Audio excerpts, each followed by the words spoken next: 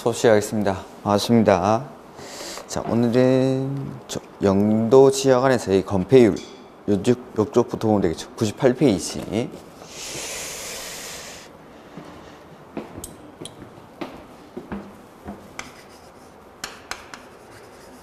국토의 계획 및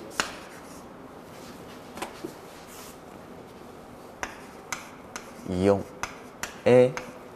관한 법률.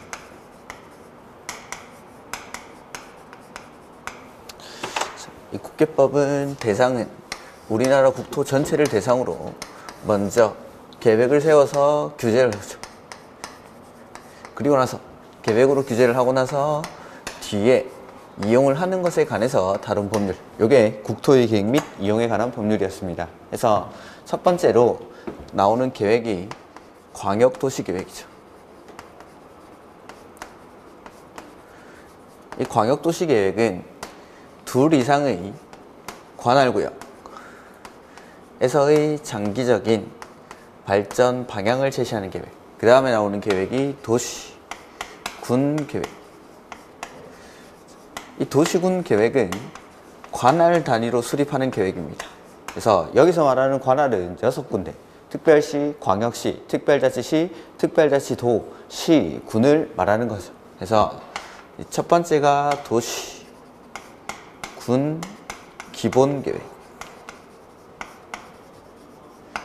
이 도시군 기본계획 역시 도시군 계획의 일종이니까 계획을 만드는 것은 똑같이 관할에서의 장기적인 발전 방향을 제시하는 계획. 그 다음에 이렇게 방향을 제시하는 계획으로는 규제를 할 수 없으니까 이걸 구체적으로 만드는 거죠. 그래서 도시, 군, 관리계획을 수립을 해서 이것 역시 도시군 계획의 일종이니까 만드는 것은 똑같이 관할에서 계획을 구체화한다라고 했습니다. 구체화. 그래서 구체화하기 위해서 이 추상적인 기본계획으로부터 지침을 받아서 만드는 계획이 도시군 관리계획입니다. 그래서 구체화되는 내용들이 첫 번째가 용도, 지역, 그리고 지구. 그 다음에 두 번째는 용도, 구역 등을 지정하거나 변경하는 것에 관한 계획. 그 다음에 세 번째는 기반시설을 설치하고 그리고 정비하고 그 다음에 개량하는 것에 관한 계획. 그 다음에 네 번째, 도시개발법에 의한 개발사업이나 정비사업에 관한 계획. 다섯 번째는 지구단위 계획구역. 지구단위 계획구역. 그리고 여섯 번째는 입지 규제 최소 구역. 이러한 것들을 지정을 합니다. 그리고 거기에 맞는 계획을 수립하는 것. 지구단위 계획구역은 지구단위 계획을 수립하고 입지 규제 최소구역에서는 입지 규제 최소구역 계획을 수립하죠. 이러한 것들을 하는 일련의 절차가 계획이라는 형태로 표현이 되고 그 계획을 도시군 관리계획이라고 하죠. 그래서 이러한 것들을 하는 절차, 동일하게 입안, 결정, 고시라는 절차를 거쳐서 용도, 지역, 지구, 구역 등을 지정하고 기반시설을 설치하고 지구단위 계획구역 등을 지정을 했습니다. 저번 주에 했던 게 용도, 지역 이 세분되는 것, 그거는 꼭 좀 암기를 해오시라고 했습니다. 집에 혼자 공부를 하시더라도 할 건 꼭 하면서 따라오셔야 됩니다. 자, 제가 다른 학원에 가면은 학원 문 앞에 기다리고 있다가 외웠는지 안 외웠는지 확인을 하고 외우신 분들만 강의실에 놓고 못 외우신 분들은 자습실로 넣어가지고 외우고 들어가라고 하는데 외웠을 거라 믿습니다. 언젠가 이 제재가 풀리고 학원에 오시는 날 제가 검사하겠습니다. 자, 첫 번째 보면은 용도, 지역. 용도, 지역은 용도라는 말이랑 지역이라는 말이 결합이 되어 있는데 이 지역은 토지를 말했었죠. 관할에 있는 토지를 대상으로 지정을 하고 지역, 지구, 구역 중에 지역이 가장 넓은 개념이기 때문에 지역은 관할 토지 전부에다가 지정을 합니다. 그리고 이 용도라는 건 쓰임인데 관할 토지를 생활권을 중심으로 분류해서 쓰기 위해서, 이때 용도지역의 쓰임은 관할 토지 전부를 생활권을 중심으로 분류해서 쓰기 위해서 이 용도지역을 지정한다고 했죠. 그래서 하나의 토지에는 하나의 생활권만 형성이 되어야 되기 때문에 용도지역은 중복해서 지정할 수가 없습니다. 그래서 이 용도지역을 용도에 따라, 쓰임에 따라서 분류를 한번 해보면, 일단 법에서 크게 4가지 용도로 분류를 하고 이걸 다시 9개의 지역으로 세분을 했었죠.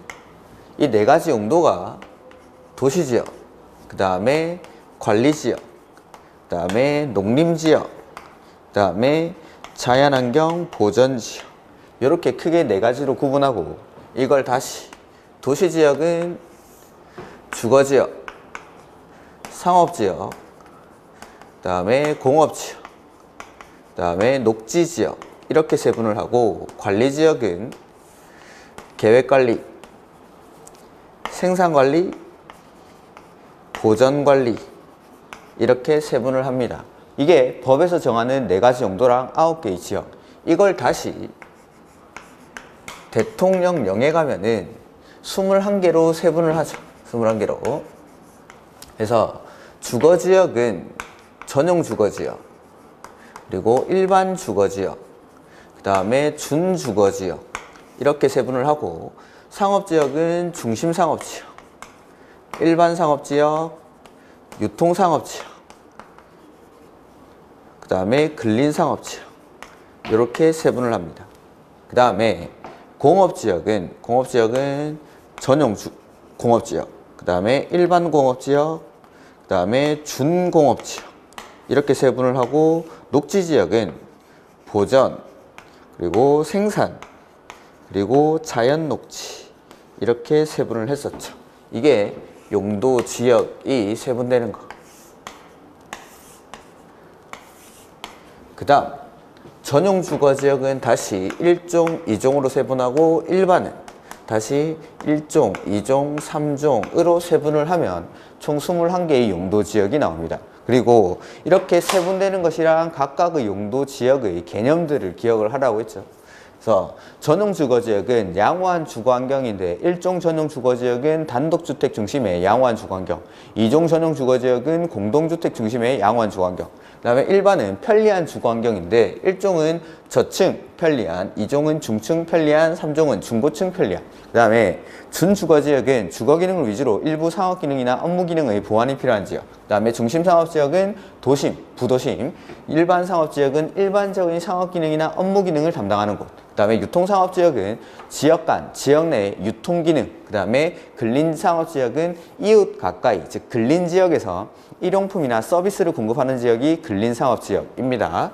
그 다음에 전용공업지역은 공해성 공업이나 중화학공업, 그 다음에 일반 공업지역은 환경을 저해하지 아니하는 이라고 말씀을 드렸고, 중공업지역은 경공업, 기타 공업을 수용하는데 주거기능, 업무기능, 상업기능 등의 보완이 필요한 지역, 이런 것이 중공업지역. 그 다음에 보전녹지지역은 보전이 목적이기 때문에 개발이 안 되고, 생산녹지는 개발 가능성이 유보되어 있고, 자연녹지는 제한적인 범위이긴 하지만 개발이 허용되는 지역, 이렇게 구분을 했었죠. 이게 총 21개의 용도지역입니다. 자, 그 다음 이렇게 용도지역을 지정을 하면 일단 행위제한, 규제를 합니다. 규제.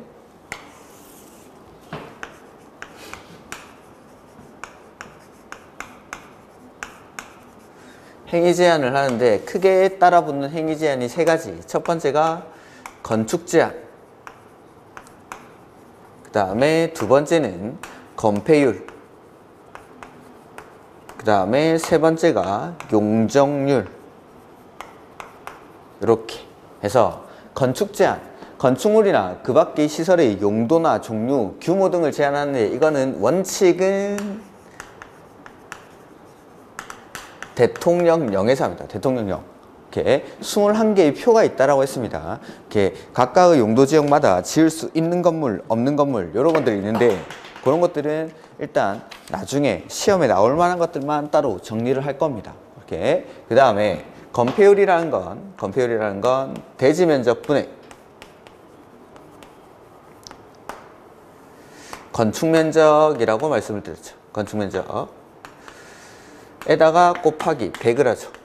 이렇게. 그래서 대지 면적에 대한 건축 면적의 비율, 대지 중에서 얼마만큼을 건물을 지어서 덮을 수 있느냐, 이게 건폐율입니다. 얼마나 지어서 덮을 수 있냐. 그 다음에 용적률이라는 건 대지 면적에 대한 건축물의 연면적. 이 연면적이라는 건 각 층 바닥 면적의 합계를 연면적이라고 부르죠. 그리고 여기도 곱하기 100 해서 대지 면적의 용적률 배수만큼을 연면적, 건물의 용량으로 사용할 수 있다라고 했습니다. 그래서 건폐율은 옆으로 퍼져나가는 거, 용적률은 위로 쌓아 올리는 걸 규제를 합니다. 그래서 건폐율은 건물을 지어서 얼마나 덮을 수 있는지, 건폐율, 용적률은 자, 제가 저번 주에 예를 들 때 대지 면적이 100이고 용적률이 200%이다 라고 하면은 대지 면적에다가 200% 곱하기 2를 해줬습니다. 그러면은 대지 면적의 2배만큼을 건물의 용량으로 사용할 수 있다. 300%면 대지 면적의 3배만큼, 500%면 대지 면적의 5배만큼을 건물의 용량으로 위로 쌓아 올릴 수 있다라는 겁니다. 그리고 요 용적률 계산할 때 연면적에서 빼주는 것들이 있었습니다. 건축주들이 잘 안 지으려고 하니까 용적률을 산정할 때는 요거는 빼주겠다라고 해서 지하층, 그 다음에 지상층의 부설 주차장, 그 다음에 초고층 건축물이나 준초고층 건축물의 피난 안전구역, 그 다음에 경사지붕 아래 있는 대피공간, 이런 것들은 용적률 산정할 때 여기 연면적에서 제외되는 것. 요게 저번 주에 했던 것들이죠. 그 다음에 오늘은 요거 용도지역이 분류되는 거, 이걸 기억을 하고 오셨으면 여기다가 제가 각각의 용도지역의 건폐율, 용적률, 최대한도를 이렇게 붙여드릴 거라고 했습니다. 그래서 오늘 98페이지 98페이지를 좀 보시죠.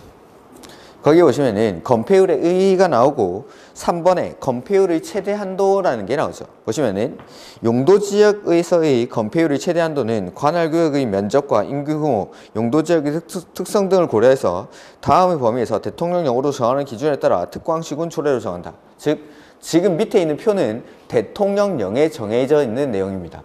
그리고 우리 지역 안에서 각각의 용도지역들의 건폐율, 용적률 최대 한도를 보려면 그 지자체 조례를 결국에는 확인을 해야 됩니다. 일단은 근데 우리가 법에서 정하는, 대통령령에서 정하는 최대 한도를 알고 있어야 대략 이 정도까지 지을 수 있겠구나 라는 걸 알 수 있으니까. 그리고 시험에는 요게 나오니까 요걸 외우셔야 됩니다. 요걸.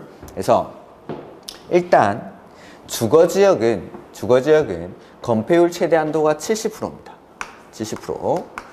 그 다음에 상업지역은 90%, 그 다음에 공업지역은 70%, 그 다음에 녹지지역은 20%, 그 다음에 계획관리지역은 건폐율 최대 한도가 40%고 생산관리나 보전관리는 20%, 그 다음에 농림 20%, 자연환경 보전지역 20%. 자, 요게 법에서 정하는 건폐율 최대 한도. 그리고 이 대통령령에서 용도지역을 세분을 했는데 각각의 용도지역마다의 최대 한도가 있습니다. 그걸 제가 여기부터가 옮겨보겠습니다. 그래서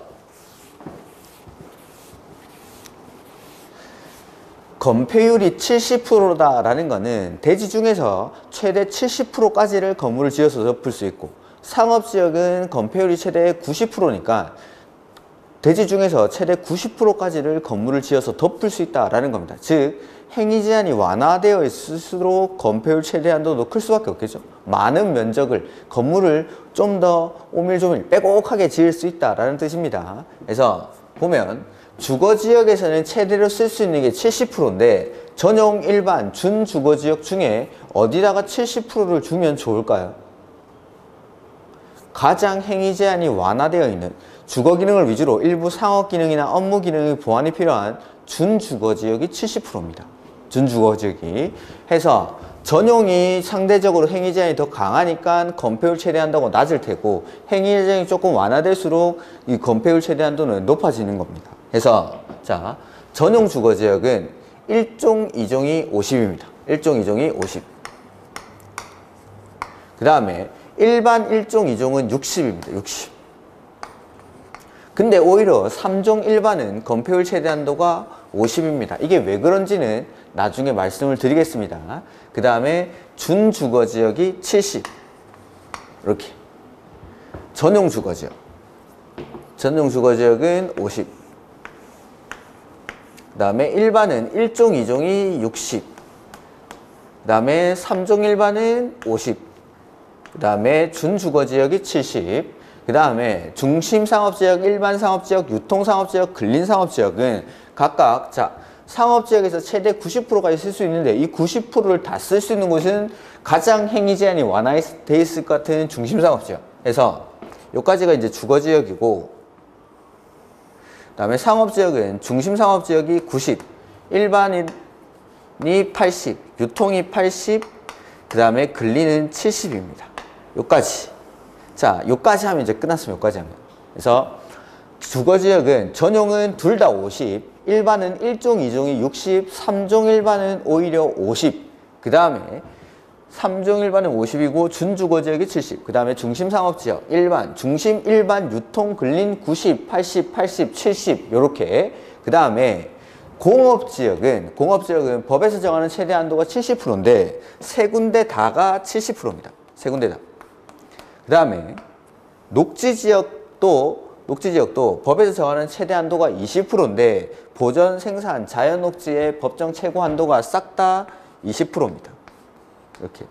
그 다음에 계획관리만, 요 계획관리를 좀 따로 기억을 해야겠죠. 계획관리만 40이고 나머지 생산관리, 보전관리, 농림, 자연환경 보전지역은 20. 요게 용도지역별 건폐율의 최대 한도입니다. 그래서 그 표에 보시면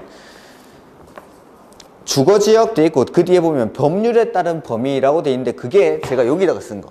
여기다. 법에서 정하는 최대 한도가 주거지역은 70입니다. 그 70을 다 쓸 수 있는 곳이 준주거지역. 이고 전용주거지역은 둘 다 50. 일반은 1종, 2종이 60, 3종 일반은 50. 이렇게. 그 다음에 상업지역은 중심, 일반, 유통, 이 순서를 좀 바꾸십시오. 중심, 일반, 유통, 근린으로 하셔가지고 90, 80, 80, 70. 제가 저번 주에도 제가 쓰는 순서대로 좀 기억을 해달라고 했습니다. 중심, 일반, 유통, 근린 90, 80, 80, 70. 그 다음에 공업지역은 셋 다 70, 녹지지역은 셋 다 20. 그 다음에 계획관리는 40, 나머지는 20. 이렇게 해서 한번 외워보죠.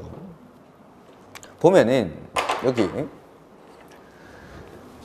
전용 주거지역이 둘 다 50이죠. 이걸 5라고 하죠. 5. 그 다음에 일반은 1종, 2종이 60, 이 6. 그 다음에 3종 일반은 오히려 50, 5. 그 다음에 준주거지역은 70.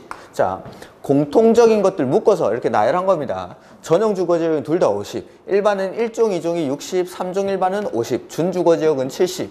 그 다음에 여기 보시면 상업지역은 중심, 일반, 유통, 근린 순서대로 90, 80, 80, 70이죠. 이 끝. 그래서 전용 주거지역, 일반 주거지역, 준주거지역, 그 다음에 중심, 일반, 유통, 근린 해서 전용 주거지역은 50, 일반은 1종, 2종이 60, 3종 일반이 50, 준주거지역이 70, 상업지역은 중심, 일반, 유통, 근린 순서대로 90, 80, 80, 70 이렇게 해서 앞에다가 숫자를 하나 붙이죠. 010-5657-9887 전화번호로 외우시기 바랍니다. 여기다가 장난전화 하면 안 됩니다. 제가 책임질 수 없으니까. 제가 이 전화번호를 바꾸려고 했는데 이미 쓰고 있어서. 이렇게. 그래서 건폐율은 전화번호로 외우는 겁니다. 전화번호로 010-5657-9887 아예 저장을 해 두십시오. 핸드폰에다가. 건폐율이라고.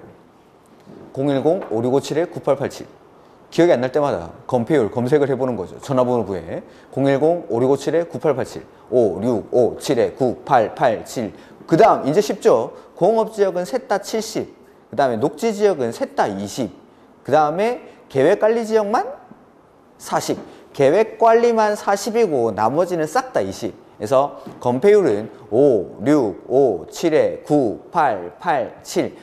그래서 용도지역을 제가 쓴 순서대로 외우셔야 이 숫자를 그대로 갖다 붙일 수가 있습니다. 그래서 5657에 9887, 공업지역은 70, 녹지지역은 20, 계획관리만 대답하십시오. 그냥 멍 때리면서 보는 거 아닙니다. 같이 외워야 됩니다. 보시면서도 5, 6, 5, 7에 9, 8, 8, 7, 공업지역은 70, 녹지지역은 20, 계획관리는 40, 나머지는 20. 요게 건폐율. 그 다음에 용적률 해보죠. 용적률. 일단 나머지는 다 놔둡니다. 이제 110페이지가 101페이지. 죄송합니다. 101페이지. 이 옆에다가 빨간색은 잘 안 보이려나? 자, 이게 이제 건폐율이고 노란색으로 같이 쓰죠. 건폐율. 그 다음에 용적률. 자, 법에서 정하는 최대 한도는 제가 빨간색으로 쓰겠습니다. 주거지역은 최대 500%까지 용적률을 쓸 수가 있습니다. 그 다음에 상업지역은 1500%까지 쓸 수가 있고, 공업지역은 최대 400%, 그 다음에 녹지지역은 최대 100%, 그 다음에 계획관리는 100, 그 다음에 생산관리나 보정관리는 80, 80입니다. 최대 한도가. 그 다음에 농림 80, 자연환경 보전지역 80. 이게 법에서 정하는 기준입니다. 그리고 나서 이걸 다시 대통령령으로 정하는 용도지역들마다 역시 대통령령에서 세분을 해서 정하겠죠. 자, 제1종 전용주거지역은 용적률의 최대 한도가 거기 보면은 50 이상 100 이하 뭐 이런 식으로 되어 있습니다. 보면은 50 이상 100 이하, 50 이상 150 이하 이렇게 되어 있는데, 일단은 최소는 무시합니다. 최소는 밑 앞에 있는 숫자는 무시하고 최대 한도를 기억할 겁니다. 지금은 앞에 있는 숫자 무시하고 최소 한도는 무시하고 최대 한도만. 그래서 자, 우리는 요것만 볼 겁니다. 요것만. 지금은 자, 최대 한도만 볼 건데, 용적률은 일단 제1종 전용 주거지역은 100부터 시작합니다. 100. 최대 한도가 100. 그래서 제1종 전용 주거지역이 100%부터 시작해서 50씩 더해 나갑니다. 50씩. 그래서 100, 150, 200, 250, 300 하면 이게 3종 일반 주거지역입니다. 100, 150, 200, 250, 300. 그 다음에 주거지역은 최대 500%까지 쓸 수 있다고 했으니까 이 500%를 다 쓰는 곳이 여기 준주거지역이 500%. 이렇게 100, 150, 200, 250, 500. 250, 300, 그 다음에 500. 준주거지역은 500. 죄송합니다. 그래서 50씩 여기까지 3종 일반까지는 50씩 더해 나오다가 준주거지역이 500. 그 다음에 상업지역은 최대 1500%까지 쓸 수 있다고 했는데, 이 1500을 다 쓸 수 있는 데가 당연히 중심상업지역입니다. 해서 중심상업지역이 일단 1500%부터 시작을 해서 이 상업지역은 200씩 빼나갑니다. 자, 주거지역은 50씩 더했죠. 그 다음에 상업지역은 200씩 빼나갑니다. 해서 중심 일반 유통 근린이니까 1500, 1300, 그 다음에 1100, 근린상업지역이 900%, 이렇게 200%씩 빼나간다는 거.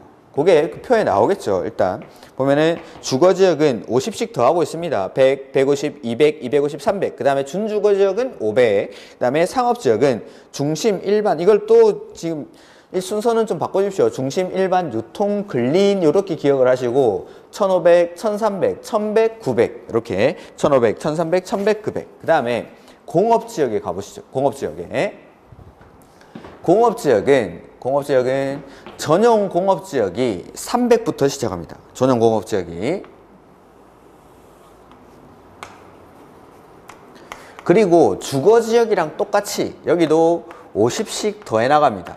자, 보면은 주거지역이랑 공업지역은 둘 다 전용, 일반, 준, 전용, 일반, 준 이렇게 구분을 하죠. 그리고 규칙도 50씩 더해 나가는 것도 똑같습니다. 근데 보면은 주거지역에서 50씩 더해 나가던 게 끝나는 지점이 여기 300. 500은 갑자기 훅 뛰어버리니까 3종 일반 주거지역이 300에서 끝났는데 이 300을 그대로 내리는 겁니다.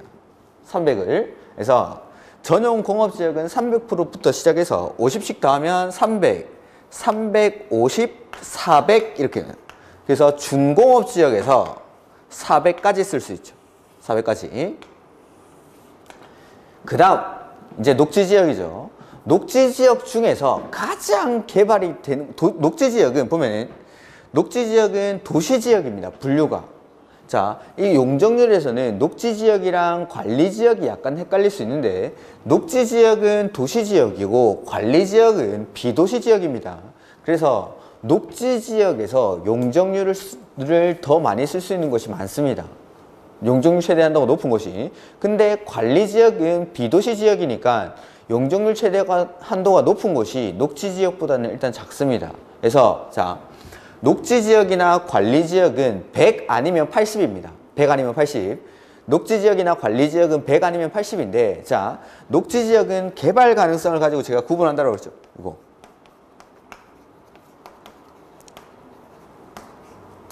보존 녹지는 보존이 목적이니까 개발이 안 되고 생산 녹지는 개발이 유보되어 있고 자연 녹지는 제한적인 범위 안에서 개발이 허용된다 해서 녹지 지역은 보시면은 거기 책에 102페이지 보고 있죠. 최대 한도가 80인 게 하나고 100인 게 두 개입니다. 즉 개발이 가장 안 되는 보존 녹지만 최대 한도가 80%고 나머지는 100이랑 100 이렇게. 그 다음에 관리지역은 가장 개발이 되는 곳이 계획관리지역이니까 계획관리가 100, 나머지는 80, 80, 농림 80, 자연환경 보전지역 80. 어렵지 않죠? 어렵지 않죠? 자, 보죠. 용적률 최대한도는 일단 제1종 전용 주거지역이 얼마부터 시작하죠? 100부터. 시작해서 주거지역은 얼마씩 더합니까? 50씩, 100, 150, 200, 250, 300 하면은 이게 3종 일반 주거지역의 용적률.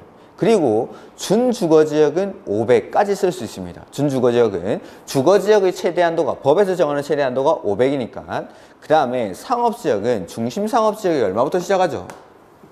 1500부터 시작을 해서 얼마씩 빼나갑니까?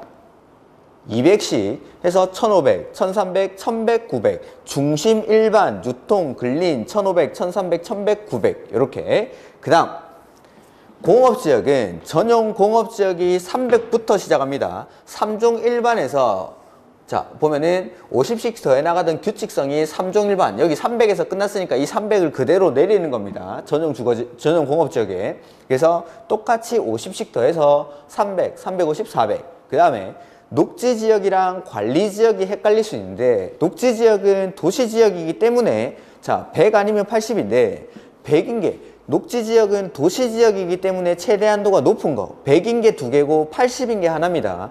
그러니까 80인 게 하나니까 가장 개발이 안 되는 보존 녹지가 80이고 나머지는 100, 100. 그 다음에 관리지역은 비도시지역이기 때문에 100인 게 하나고 80인 게 두 개입니다. 어디가 100이냐면 가장 개발이 되는 계획관리만 100, 나머지는 80, 80. 계획관리지역은 도시지역으로 편입이 예상되는 지역이니까 이렇게. 그 다음에 농림 80, 자연환경 보전지역 80. 그렇게 어렵지 않죠. 뭐 많이 나와 있지만 규칙성만 알고 있으면 이런 것들 암기하는 방법만 알고 있으면은 뭐 금방 끝나는 겁니다. 검표율부터 다시 한번 해보죠. 자, 법에서 정하는 최대 한도도 혹시 모르니까 여기서 오는 것도 좀 기억을 하셔야 됩니다. 그래서 주거지역은 법에서 정하는 건폐율 최대 한도가 70인데 그 70을 다 쓸 수 있는 것이 준주거지역. 그리고 전용은 둘 다 50, 일반은 60, 3종 일반은 50. 3종 일반은 50. 그 다음에 중심 일반 유통 근린이 90, 80, 80, 70 여기까지. 그래서 전화번호로 5, 6, 5, 7에 9, 8, 8, 7 이렇게 기억을 하시면 됩니다. 그 다음에 공업지역은 셋 다 70, 녹지지역은 셋 다 20, 계획관리는 계획관리만 40, 나머지는 20, 20, 20, 20 이렇게 5, 6, 5, 7에 9, 8, 8, 7이 건폐율입니다. 건폐율은 5, 6, 5, 7에 9, 8, 8, 7. 그 다음에 용적률은 제1종 전용 주거지역이 얼마부터 시작하죠? 100부터 시작해서 50씩 더해 나가는 겁니다. 100, 150, 200, 250, 300. 그 다음에 준주거지역은 500. 준주거지역은 500. 그 다음에 중심상업지역은 1500부터 시작을 해서 얼마씩 빼나가죠? 200씩 해서 1500, 1300, 1100, 900 이렇게 중심, 일반, 유통, 근린 1500, 1300, 1100, 900 그 다음에 공업지역은 규칙성이 300에서 끝났으니까 이 300을 그대로 내리는 겁니다. 그래서 전용공업지역은 300부터 시작해서 300, 350, 400 그 다음에 녹지지역은 보전녹지가 80, 나머지는 100, 100 관리지역은 계획관리가 100, 나머지는 80, 80, 농림 80, 자연환경 보전지역 80 이게 건폐율, 용적률 최대한도. 그리고 하나 더. 자, 여기 보면은 3종 일반이 건폐율이 오히려 1종 일반, 1종 2종 일반 주거지역보다 오히려 더 줄어들죠. 보면은 일반 주거지역은 1종은 저층 편리한, 2종은 중층 편리한, 3종은 중고층 편리한 건물을 높게 짓는데 오히려 건폐율이 줄어들죠. 저번 주 맨 마지막 시간에 했던 건데, 자, 대지 면적이 이렇게 있으면은, 자, 여기가 대지 면적이 100제곱미터다. 그리고 건폐율이 50%고 용적률이 200%다. 이렇게 가정을 했죠. 그래서 대지 면적이 50%일 때 나는 건물을 최대 대지 면적의 절반까지 지어서 덮을 수가 있습니다. 50제곱미터까지. 그리고 이 50제곱미터로 똑같이 쌓아 올렸을 때 건물은 용량은 어떻게 되느냐라는 건데 대지 면적의 2배만큼을 건물의 용량으로 쌓아 올려서 쓸 수가 있다라고 했죠. 그러니까 대지 면적의 200%니까 2배 200제곱미터를 건물의 용량으로 사용할 수 있다 해서 똑같이 쌓아 올리면 100, 150, 200 이렇게 4층짜리 건물이 나옵니다. 근데 이 4층이라는 숫자는 이 대지에서 지을 수 있는 최대 층수는 아니죠. 이거보다 더 높게 지을 수도 있습니다. 어떻게 하면? 건폐율을 다 안 쓰면 되죠. 건폐율이 50%라는 건 건폐율 최대 50%까지 대지 면적의 절반까지를 최대 덮을 수 있지 꼭 50%를 덮어라 이런 말은 아니니까 해서 내가 요렇게 대지 면적을 건폐율의 절반만 25제곱미터만 써보죠. 이렇게 자, 이런 건물을 지었습니다. 그러면 나는 지금 건물 최대 용적률은 대지 면적의 2배만큼을 건물의 용량으로 쓸 수 있는데 내가 쓸 수 있는 용량이 이만큼 남았죠. 그럼 이걸 위로 갖다 올리면 됩니다. 해서 이렇게 고층 건물 축물을 지을 수가 있는 거죠. 즉 건폐율을 줄이고 용적률 최대한도를 늘려주면 건물의 높이는 당연히 올라가는 겁니다. 그래서 3종 일반에서는 건폐율은 오히려 줄이고 용적률은 다른 1종, 2종 일반 주거지역보다 크게 주는 거죠. 그러면 건물의 높이는 자연적으로 올라가게 되는 겁니다. 중고층이니까. 다시 한번 마지막으로 해보겠습니다. 건폐율은 5657-9887, 5657-9887, 5657-9887 전화번호도 되게 좋죠. 그래서 전용 주거지역은 50, 일반은 1종, 2종이 60, 3종 일반은 50, 준주거지역은 70. 그 다음에 상업지역은 중심, 일반, 유통, 근린 순서대로 90, 80, 80, 70. 그 다음에 공업지역은 셋 다 70, 녹지지역은 셋 다 20, 계획관리만 40, 나머지는 20 이렇게. 그 다음에 용적률은 제1종 전용 주거지역이 100부터 시작합니다. 그래서 50씩 더해 나가죠. 100, 150, 200, 250, 300 하고 나서 준주거지역은 500, 그 다음에 중심상업지역은 용적률 최대한도가 1500부터 시작해서 얼마씩 빼나가죠? 200씩, 1500, 1300, 1100, 900. 그 다음에 공업지역은 전용 공업지역이 300부터 시작합니다. 그래서 똑같이 주거지역에는 똑같이 50씩 더하죠. 300, 350, 400. 그 다음에 여기 녹지지역은 도시지역이기 때문에 최대한도가 100인 게 2개고 80인 게 하나. 어디가 80이죠? 보전녹지가 80, 나머지는 100, 100. 그 다음에 관리지역은 비도시지역이기 때문에 최대한도가 100인 게 하나고 80인 게 2개죠? 어디가 100이죠? 계획관리가 100, 나머지는 80, 80, 농림 80, 자연환경 보전지역 80. 이게 건폐율, 용적률 각각의 용도지역별 최대한도입니다. 이렇게 일단은 요거는 시험에 나온다 생각하고 외우셔야 되는 겁니다. 시험에 나온다고. 그 다음에 용적률 건폐율에 관한 특별 규정들이 있습니다. 표 뒤에 보면은 막 글자들이 써져 있는데 이건 일단 넘기십시오. 지금 안 할 겁니다. 그 다음에 어딜 볼 거냐면 104페이지를 보시죠. 104페이지.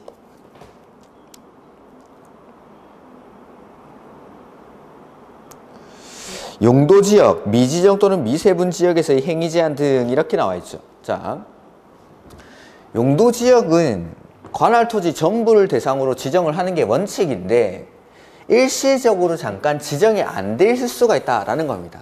이렇게 보면은 첫 번째 보면 용도지역 이 아예 지정이 안 되어 있습니다. 이렇게 아니면은 도시지역이나 관리지역이 세분이 안 되어 있습니다. 자, 도시지역은 주거, 상업, 공업, 녹지, 그리고 대통령에 의해서 이걸 더 추가적으로 세분을 하죠. 그 다음에 관리지역 역시 계획관리, 생산관리, 보전관리지역으로 세분을 해야 되는데 아직 세분되지 않았다라는 거죠. 이럴 때 용도지역이 미지정되거나 도시지역이나 관리지역이 미세분되었을 때 첫 번째 논점은 이 토지를 활용할 수 있느냐라는 겁니다. 아직 용도지역도 지정되지 않은 토지를 내가 거기다가 건물 짓고 내지는 내가 원하는 용도로 토지를 사용할 수 있냐라는 게 문제가 됩니다. 사용할 수 있을까요? 없을까요? 사용할 수 있습니다. 사용할 수 없다면 용도지역이 미지정되거나 미세분된 토지는 활용할 수 없다. 끝인데 뭔가 내용이 막 써져 있죠. 거기 보면. 해서 용도지역이 미지정되거나 미세분된 토지를 일단 활용을 할 수 있습니다. 그러면은 활용을 할 수 있는데 그럼 어떻게 활용할 거냐라는 게 이제 두 번째로 문제가 되는 겁니다.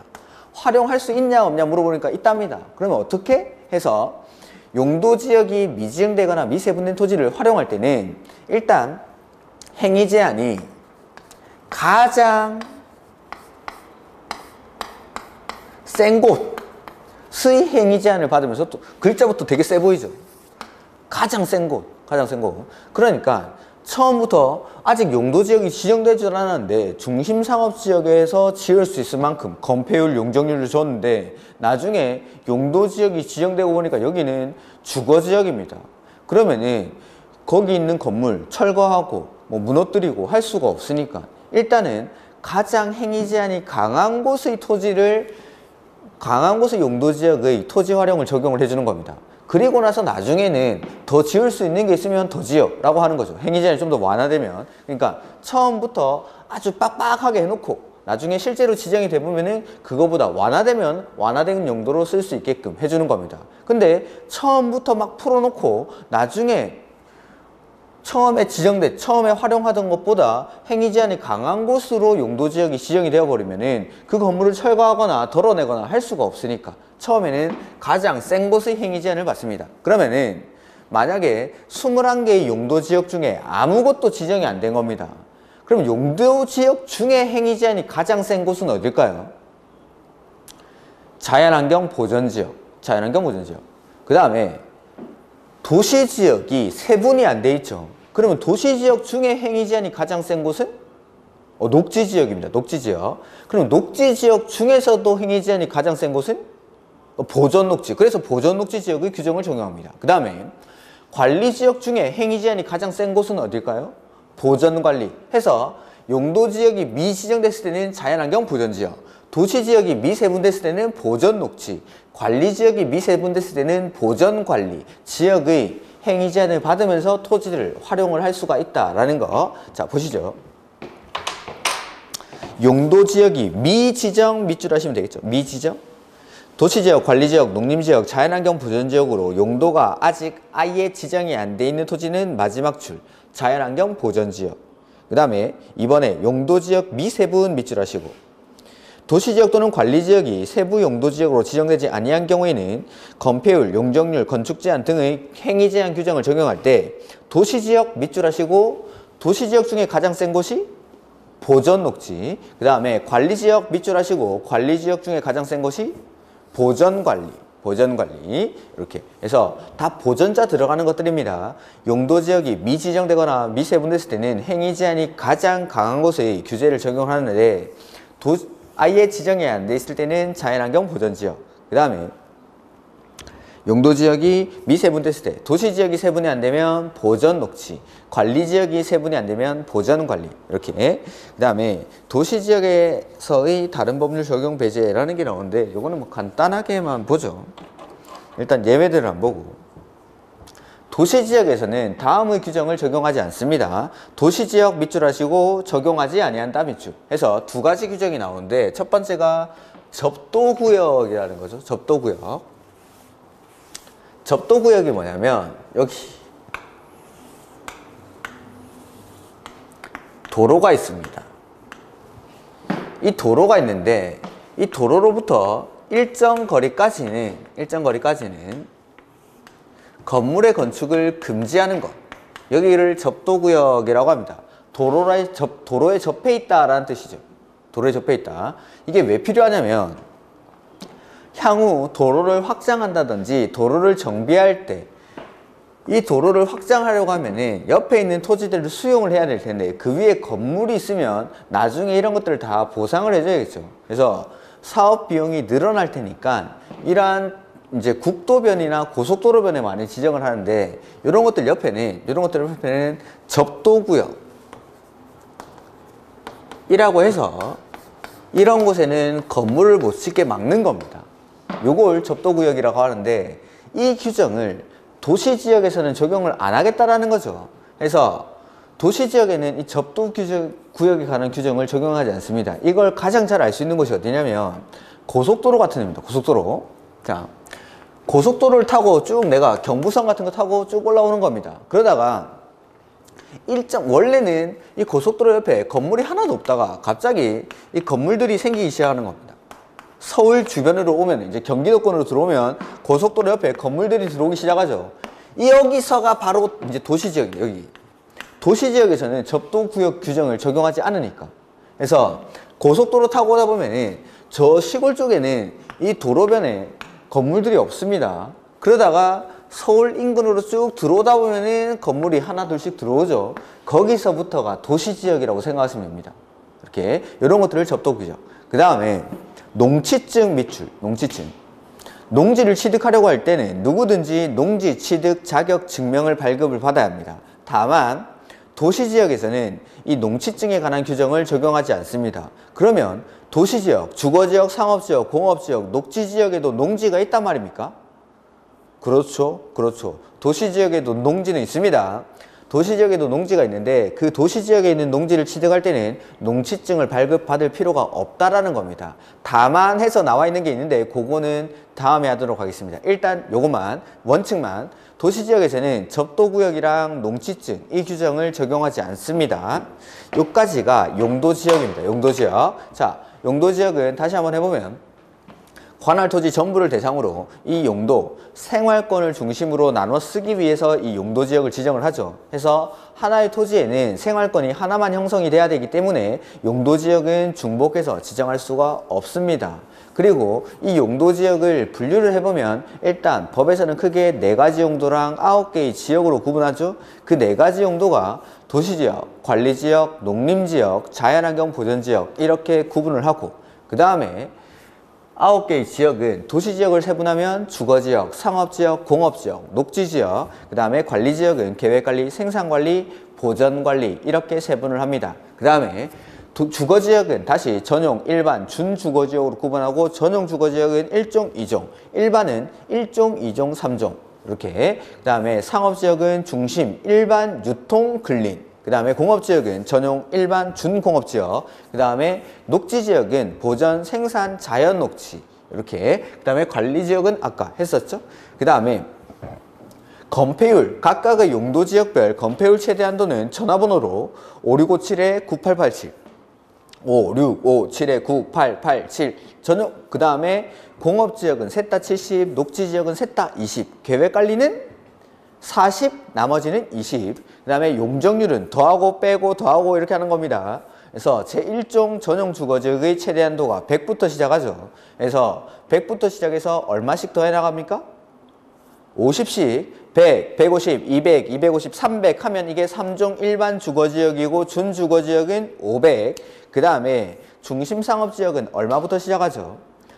1500부터 해서 얼마씩 빼나갑니까?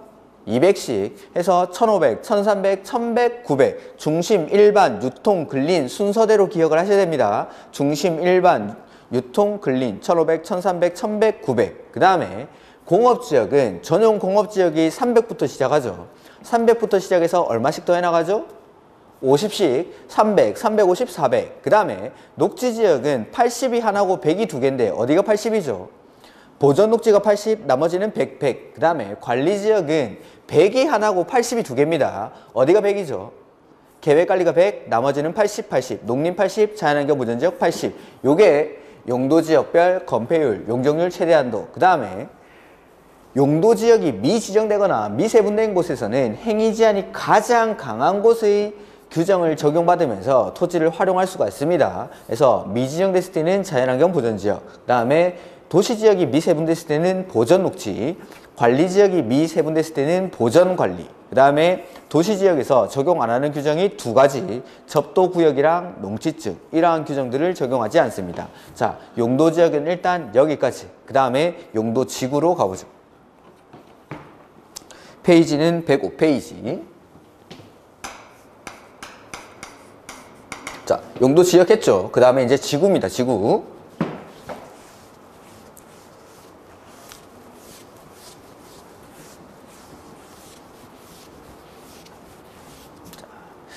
용도 지구죠. 보면은 지구 역시 관할에 있는 토지를 대상으로 지정을 하고 지역이 가장 넓은 개념이었고 지구나 구역은 지역보다는 좁은 개념이기 때문에 지구는 관할 토지 일부에다가 지정을 하는 겁니다. 지구는. 그리고 이 용도 쓰임이죠. 용도는 쓰임인데 용도 지구는 어떻게 쓰이는지가 아마 법률 조문에 나와 있을 겁니다. 용도 지구의 쓰임은. 그래서 그 쓰임을 한번 보죠. 의를 보시면 되죠. 105페이지. 용도 지구란 토지 이용 및 건축물의 용도, 건폐율, 용적률 높이 등에 대한 용도 지역의 제한을 강화하거나 완화하여 적용함으로써 거기 밑줄 용도 지역의 기능 증진 시키고 경관, 안전 등을 도모하기 위해서 관리계획으로 결정하는 지역을 말한다. 그 다음에 용도지구는 도시의 기능 증진을 위해서 용도지역과 병행하여 지정되는 부가적, 국지적 토지이용 규제이다 라고 되어 있는데 자 보죠. 용도지구는 제가 아까 밑줄 친 부분 그게 용도지구의 쓰임입니다.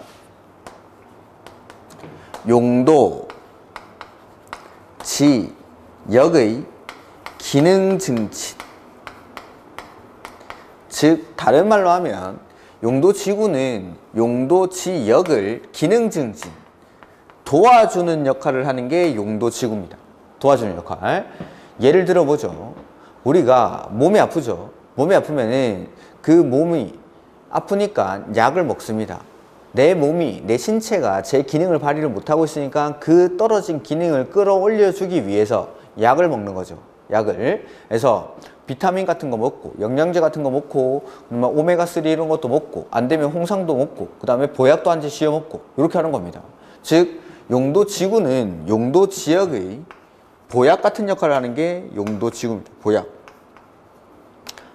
내지는 우리 이제 대기업 회장님이나 대통령 옆에는 여러 명의 비서를 두죠. 무슨 비서 이런 것들. 대통령이나 대기업 회장님은 중요한 정책 결정 내지는 회사의 결정들을 해야 되는데 그 기능에 집중할 수 있게끔 사소한 일들은 옆에서 비서들이 도와주는 겁니다. 보면은 보약 꼭 홍삼 한 개만 먹어야 됩니까? 비타민, 홍삼, 뭐 오메가3 이런 거 다 여러 개 먹어도 됩니까? 그렇죠? 비서 마찬가지. 비서도 꼭 한 명만 있어야 되는 건 아니죠. 여러 명을 둬도 상관이 없습니다. 내가 돈만 있다면. 즉 용도지구는 용도지역의 기능 증진, 즉 도와주는 역할. 예를 들자면 보약이나 비서 같은 역할을 하는 건데 보약 여러 개 먹어도 되고 비서 여러 명 둬도 되니까 용도지구 역시 여러 개를 지정해도 됩니다. 기능만 올릴 수 있다면. 즉 결론적으로는 중복해서 지정할 수가 있다라는 거. 중복해서. 자, 용도 지역은 하나의 토지에는 하나의 생활권만 형성이 돼야 돼서 중복해서 지정할 수가 없었죠. 근데 용도 지구는 중복을 해서 지정할 수가 있다라는 겁니다. 중복해서. 자, 이게 무슨 말인지를 지금부터 보겠습니다. 보면은 여기 관할 토지가 있습니다. 관할 토지가. 이 관할 토지에다가 1차적으로 지정되는 거. 관할 토지 전부에 1차적으로 지정되는 건 용도지역이 지정이 됩니다. 용도지역이. 자, 여기는 주거지역, 여기는 상업지역, 그리고 여기는 공업지역. 이렇게 지정을 한 거죠.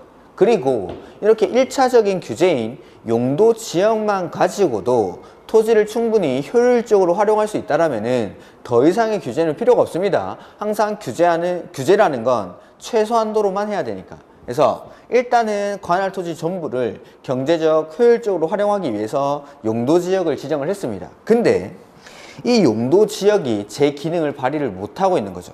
여기 주거지역의 기능이 떨어져 있습니다. 자, 관할 토지 전부를 대상으로 용도지역을 지정을 했는데 용도지구라는 건 용도지역의 기능 증진, 즉 도와주는 역할을 하는 거니까 아무데나 전부 다에다가 지정하는 건 아니고 여기 기능이 떨어져 있는 부분에다가 지정을 합니다. 그래서 이 떨어져 있는 용도지역의 기능을 끌어올려 주기 위해서 1번 용도지구를 투입을 했습니다. 1번 용도지구를. 근데도 기능이 안 올라갑니다. 보약 꼭 하나만 먹어야 됩니까? 여러 개 먹어도 됩니까? 그렇죠? 비타민, 영양제 먹었는데 힘이 안 올라가면 내 몸이 안 좋아지면은 보약도 한 제 쥐어 먹고 홍삼도 먹고 하는 겁니다. 마찬가지 용도지구를 하나 더 지정을 했는데 기능이 안 올라가면 여기 두 번째 용도지구를 지정을 합니다. 그래도 기능이 안 올라가죠. 세 번째 용도지구를 지정해도 됩니까? 네, 중복해서 지정할 수 있으니까 용도지역만 하나라면 용도지구는 얼마든지 중복해서 지정을 할 수가 있다라는 거. 그게 중복이 된다라는 뜻입니다.